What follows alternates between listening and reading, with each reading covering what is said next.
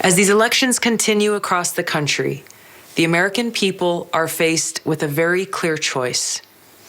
We can elect a president who will lead us into more interventionist wars of regime change, or we can elect a president who will usher in a new era of peace and prosperity. It's with this clear choice in mind that I'm resigning as vice chair of the DNC so that I can strongly support Bernie Sanders as the Democratic nominee for President of the United States. You get to be the vice chair of the National Democratic Party because your party thinks you're going places. But once you get a gig like that, it comes with a price. You have to remain impartial in Democratic primaries, like, say, the big one going on right now between Hillary Clinton and Bernie Sanders.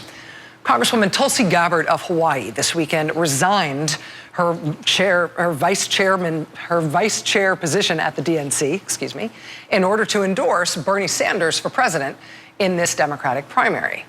Now, as a very high-profile Democratic member of Congress, as a rising star in the Democratic Party, as an Iraq War veteran, this endorsement by Tulsi Gabbard is a very big deal for Senator Sanders.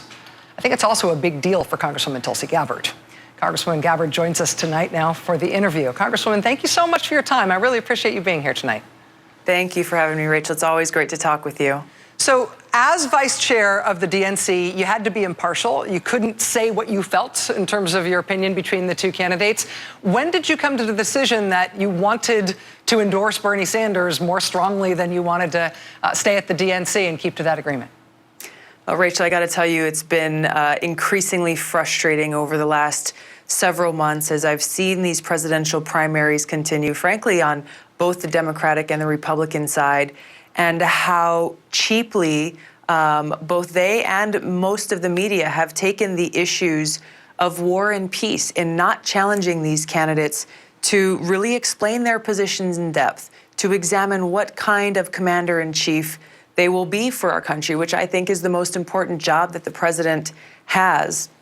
So as I was going through this frustration and trying in my own way to insert these conversations to push the media to be more accountable for these candidates, it came to a point where I had to see where can I be most effective because there is so much at stake in this election. And that's why I endorsed Senator Bernie Sanders, because I know firsthand, during my first deployment to Iraq, I served in a medical unit where every single day I saw the high human cost of war.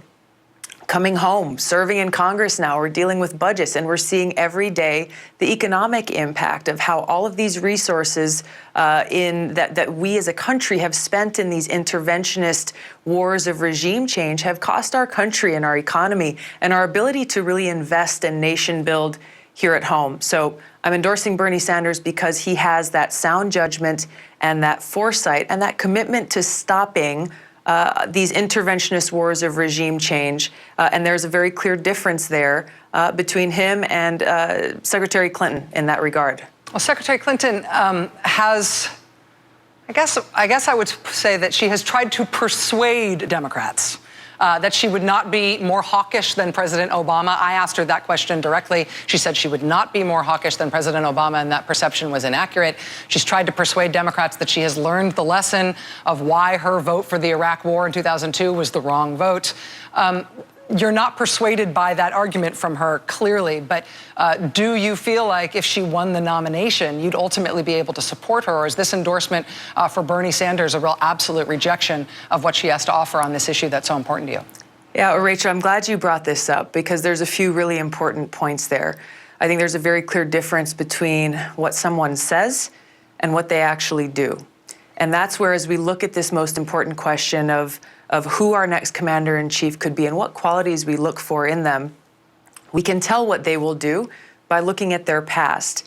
I have not heard Secretary Clinton actually apologize to my brothers and sisters in uniform, military families, for her vote for the Iraq War. She said it's a mistake and that she's learned from it. But when you go down the line and say, okay, well, how do you explain her being the architect and champion behind the war, the military action to overthrow Gaddafi in Libya? And when you look at the result of that action and that mission that she set out upon successfully. We've got a failed state full of chaos, thousands of lives lost, and now ISIS and al-Qaeda having a stronghold in that country. Take another step forward. If she says she's learned from Iraq, then why is she championing this war to overthrow the Syrian government of Assad and essentially promising to escalate that war if she's elected as president by implementing a so-called no-fly zone? And you've questioned Secretary Clinton on this issue of the no-fly zone and the fact that taking this action would put us directly in conflict with Russia and what the implications of that will be. So again, this is why the issue of judgment is so critical and how Hillary and Bernie differ very greatly, and where there's a clear choice for those who are going to be voting tomorrow and in the coming states about what they're looking for in that commander-in-chief. Congresswoman Tulsi Gabbard, if you did this endorsement, as you say, in order to try to get people talking about national security issues in the primary in a way they haven't been already, you have succeeded in doing that, especially by doing it in a way that is so focused. Thanks for being with us Thank you. We're just beginning, Rachel. Thank you. Appreciate you being here.